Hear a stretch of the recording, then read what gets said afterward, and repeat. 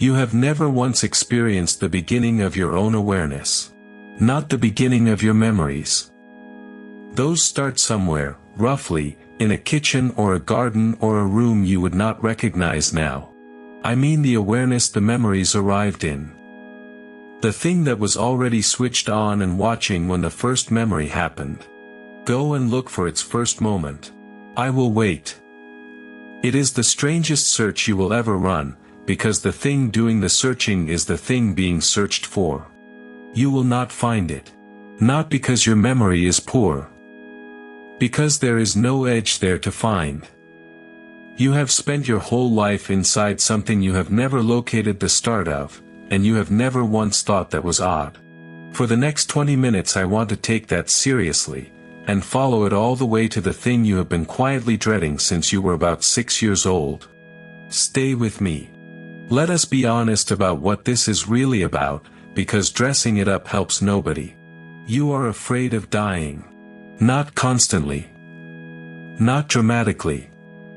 But it is there, at 3 in the morning, in the pause after a scan result, when a plane drops slightly and everyone laughs a bit too quickly. And the fear is very specific. It is not the pain. Most people, asked carefully, are not primarily frightened of the pain. It is the ending of the watching. The idea that this ongoing, unbroken, first-person experience of being somebody, simply stops, and the universe carries on without a window looking out of it. That is the fear.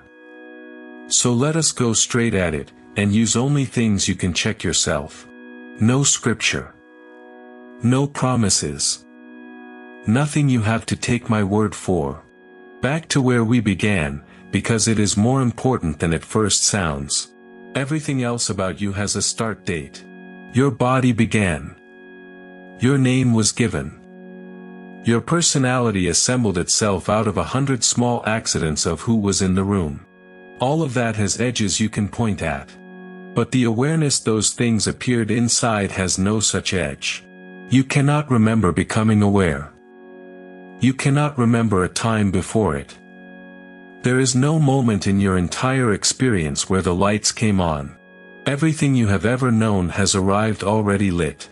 Now notice what that does not prove. I am not claiming this proves you are eternal. It might only mean memory does not reach that far back, and an honest person has to leave that on the table. But hold it there and let us add the second thing. You have also never experienced awareness being gone. You cannot. There is nobody there to do the experiencing. Think about what that means for the fear.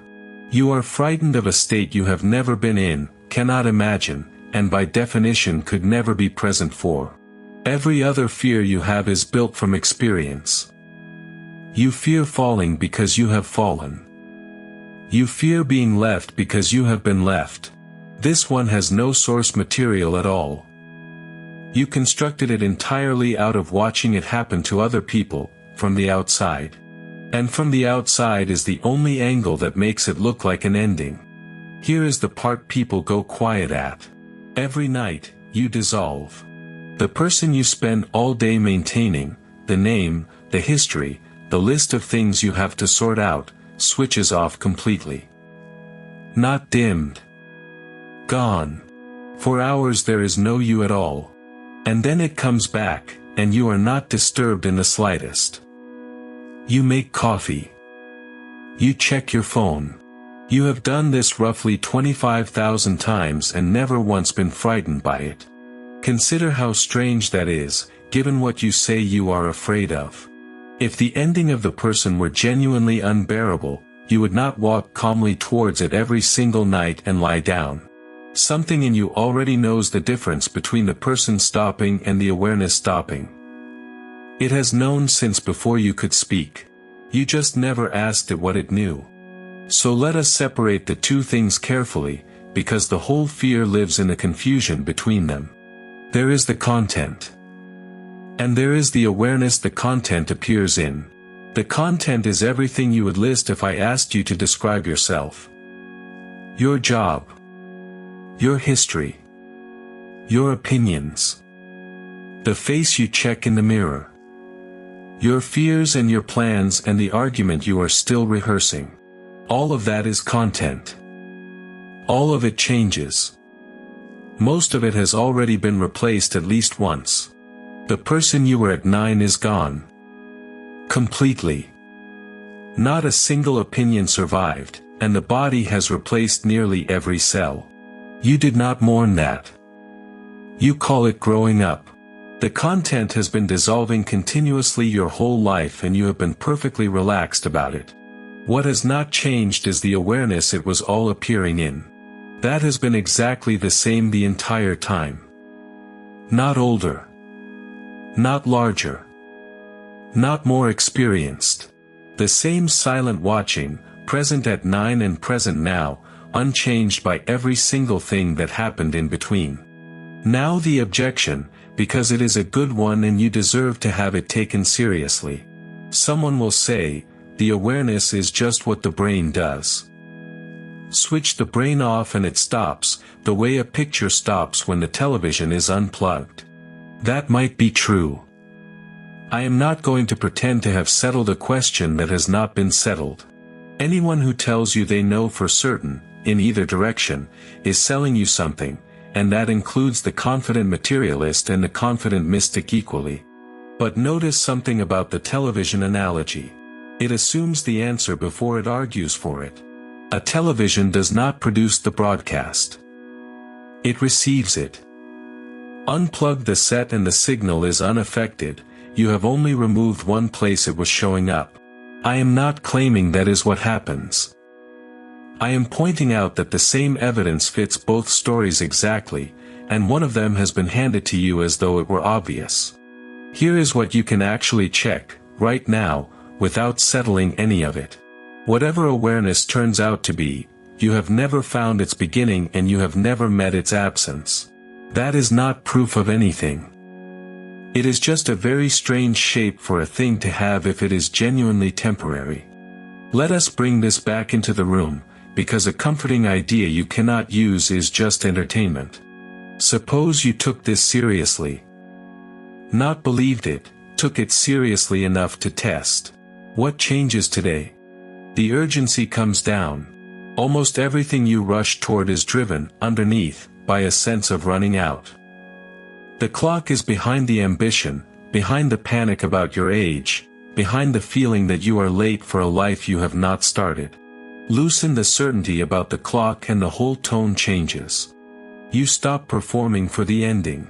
An enormous amount of what people do is an attempt to leave a mark before the lights go out, to be remembered, to matter, to be recorded somewhere.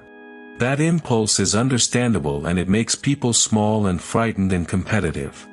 And grief changes shape. Not disappears. Changes shape. The people you have lost are not less lost for any of this, and I am not going to insult you by pretending otherwise. The absence in the room is real and it stays real. But what you are grieving is the content, the voice, the hands, the particular way they said your name. That is worth every tear it costs. Whether the awareness that looked out through them ended is a question you have never actually had answered, in either direction. You were only ever told. Now the part 1 owe you, because this channel is not for comfortable lies. I have not been and come back. I do not know what happens. Nothing in the last 20 minutes is proof. Every piece of it is an observation about the shape of your own experience, and observations are not conclusions. What I am confident of is narrower, and I think it is enough. You have been carrying a certainty you never examined. The certainty that this ends absolutely, that the watching stops, that there is a full stop with your name on it. You did not arrive at that by looking. You absorbed it, early, from people who had also never looked. And if you go and check, genuinely check, tonight, in the dark, with no scripture and no teacher, you will find you cannot locate the beginning of the thing you are afraid of losing, and you have never once met its absence. That does not make you immortal. It makes the fear unfounded in a way you had not noticed. An unexamined certainty is not knowledge. It is just a habit wearing knowledge's coat. So here is where I will leave you. Tonight you will lie down and dissolve, the way you have every night of your life, and something will be there to notice the morning. It was there before your name. It has not aged. It did not begin when your body did, and it has never shown you its edges. You have spent your life assuming you are the content, the story, the history, the face. You are the awareness the content is happening in. And that has no start date you have ever been able to find. Stop treating a habit as a fact. Go and look for yourself. Decode the signs. Step into your divine power. I will see you in the next one.